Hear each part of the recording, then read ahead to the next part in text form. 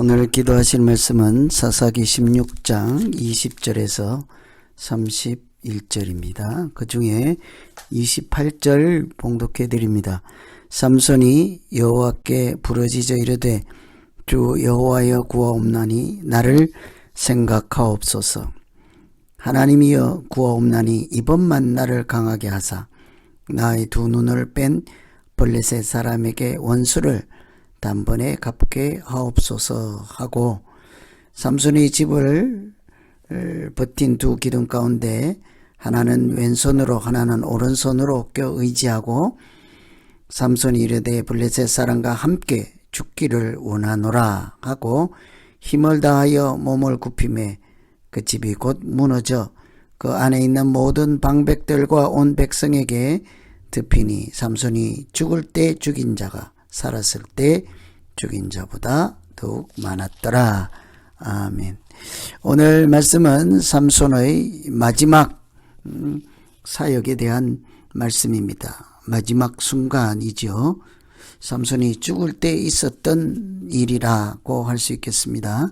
삼손이 드릴라라는 블레셋 여인을 사랑한 나머지 자기 힘이 어디에서 나오는지를 결국은 알려주고 말았습니다. 블레셋 사람들이 드릴라를 스파이로 사용해서 삼손의 힘의 근원을, 그 비밀을 알아내고 삼손을 처단하기 위해서 드릴라와 결탁하였을 때 그 삼손은 자기 아내로 삼은 드릴라의 끊임없는 그런 요청에 따라 비밀을 누설하고 말지요. 그래서 위험에 처하게 되었습니다. 더 이상 하나님의 사람이 아니라 이방 사람들의 웃음거리가 되고 말았습니다. 블레셋 사람들에게 포로가 되어서 그들에게 이렇게 조롱을 당하고 그들이 눈을 뺏고 앞을 보지 못하는 무능력한 사람이 되었지요.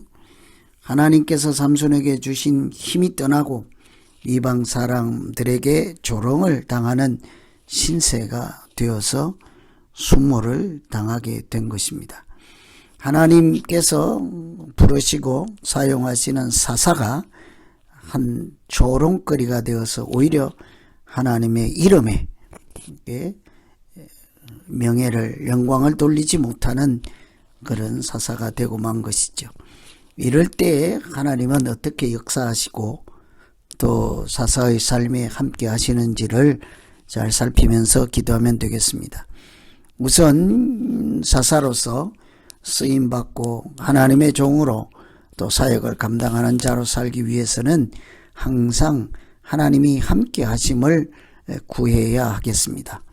20절에 보시면 드릴라가 이르되 삼손이여 블레셋 사람이 당신에게 들이닥쳤느니라 하니 삼손이 잠을 깨며 이르기를 내가 전과 같이 나가서 몸을 떨치리라 하였으나 여호와께서 이미 자기를 떠나신 줄을 깨닫지 못하였더라.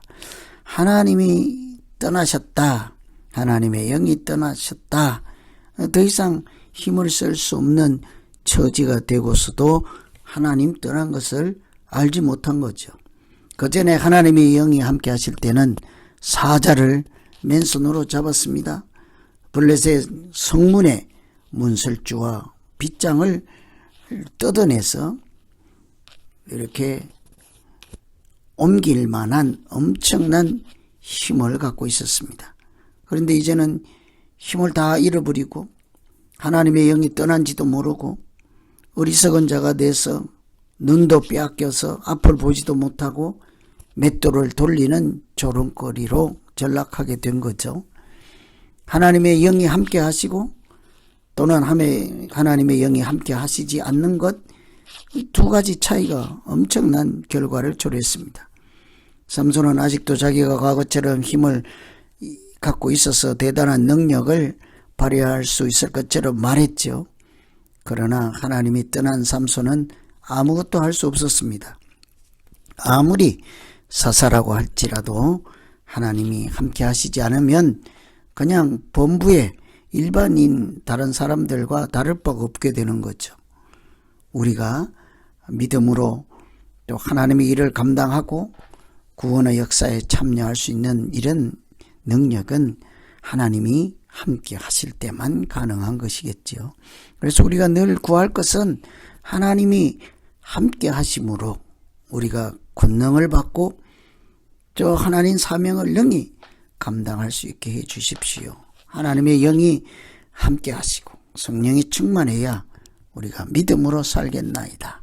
이렇게 기도할 때 은혜를 부어주시고 성령이 함께하는 믿음의 날 되기를 기원합니다. 두 번째는 사명을 위해서 기도해야 하겠습니다. 28절에 보시면 이번만 나를 강하게 해 주십시오 그러잖아요. 두 눈을 뺀 원수들을 갚겠나이다. 마치 개인의 원한을 갚으려고 힘을 한 번만 더 주십시오 라고 하는 것 같지만 사실은 그 다음에 보시면 내가 저들과 죽기를 원하노라. 이제는 마지막에는 자기가 하나님의 영이 떠났을 때 아무것도 할 수 없었다는 사실을 깨닫고 하나님 한 번만 함께 해 주십시오. 원수를 갚을 뿐만 아니라 그 자기 죽음을 생각하고 있습니다. 내가 죽음을 통해서도 하나님의 일을 이렇게 완수하려고 하오니 하나님 내 목숨 이제 돌보지 않겠사오니 한 번만 하나님의 뜻을 이루게 하여 주시옵소서. 이렇게 사람이 자기 목숨을 돌보지 않고 하나님의 뜻을 전적으로 붙잡을 때 우리가 날마다 자기를 부인하고 자기 십자가를 질 때 모든 것을 하나님 앞에 내어놓고 맡길 때 그때 은혜가 임하기 시작하는 거죠. 하나님은 두 눈이 뽑히고 조롱거리가 되고 그렇게 했을지라도 한 번만 주님 기억하여 주시고 하나님 이번만 더 힘을 주시고 하나님의 뜻을 이루어갈 기회를 한 번만 더 허락해 주십시오. 자기 목숨을 돌보지 않고 진정한 회개를 통해서 하나님 앞에 무릎 꿇고 나아갈 때 하나님은 그 기도를 외면하지 않았습니다. 지금까지 실패의 연속이었죠. 나실인이 하지 말아야 될 일들을 다 하여서 정말 본이 되지 않고 덕이 되지 않았습니다.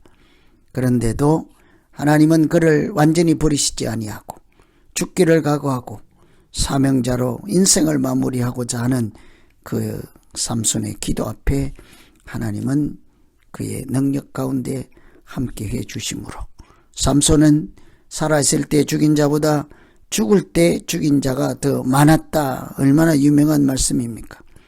우리가 목숨을 돌보지 않고 자기 유익을 구하지 아니하고 자기 명예를 구하지 아니하고 오직 하나님의 영광을 위해서만 이렇게 헌신하고 하나님의 뜻을 이루고자 할 때는 하나님께서 우리를 외면치 않습니다. 우리에게 은혜를 주시고 능력을 주시고 성령이 충만케 해서 사람이 할 수 없는 하나님만 하시는 일을 우리에게 나타내시는 줄로 믿습니다. 오늘 이와 같이 삼손 처음부터 나세리인으로 예정되었으나 가사의 기생 또 드릴라와 또 여러 블레셋 여인과 여러 우여곡절과 실패 속에서 하나님의 사람으로서 좋은 모습을 보여주지 못하였으나 결국은 회개할 때 하나님께서 부름받은 자, 부르심을 입은 자 삼손을 통해서도 하나님의 구원의 역사를 이루어가는 것을 통해 하나님이 하신다. 아무리 사살할지라도 그가 아니라 하나님이 하신다. 이 사실을 잘 기억하시고 우리의 믿음을 돌아보며 함께 기도하면 되겠습니다. 같이 기도하겠습니다. 하나님 아버지, 삼손이 나실인으로 택함을 받고 누구보다도 더 용사와 같은 능력을 주셨으나 나실인답게 살지 못할 때 하나님 수모를 당하게 되었습니다. 그럼에도 불구하고 돌이켜 부르짖고 목숨까지 내어놓는 절실한 간절한 기도 가운데 하나님은 또 한 번 외면치 아니하시고 그를 통해서도 크고 비밀한 하나님의 역사가 나타나게 하시는 것을 보았습니다. 하나님, 우리가 가장 늦었다고 생각할 때 그때도 하나님께로 돌아가는 용기를 더하여 주시옵소서. 우리가 가장 집 나간 탕자처럼 그런 가장 낮은 자리에서 아직도 소망이 있는 것은 하나님의 이름을 부르는 그 순간인 줄로 아멘. 하나님, 우리의 믿음을 지켜갈 수 있도록 가장 낮을 때도 용기를 주시고 하나님 바라보게 하여 주시옵소서. 예수님 이름으로 기도하옵나이다. 아멘. 내가 너를 지명하여 불렀나니 너는 내 것이라 내 것이라